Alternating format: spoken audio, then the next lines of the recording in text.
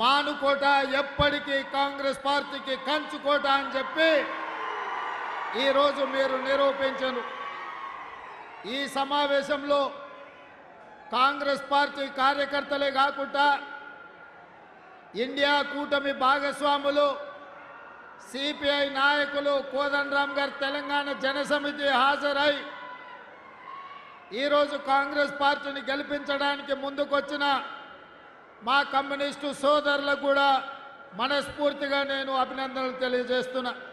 ఇతర కలిసి వచ్చే ప్రజా సంఘాలతో చర్చించి రేపు జరగబోయే పార్లమెంట్ ఎన్నికలలో ప్రజాస్వామ్యాన్ని రక్షించడానికి, నరేంద్ర మోడీని బీజేపీని ఓడించడానికి అన్ని శక్తులను కూడగట్టుకొని సర్వం ఒడ్డి రాబోయే పార్లమెంట్ ఎన్నికల్లో ఇండియా కూటమిని గెలిపించి జూన్ 4 నాడు ఫలితాలు సాధించి జూన్ 9 నాడు ఢిల్లీ ఎర్రకోటపై 3 రంగుల జెండాను ఎగరేసి మన నాయకుడు రాహుల్ గాంధీ గారు ప్రధానమంత్రిగా ప్రమాణ స్వీకారం చేయబోతున్నారు.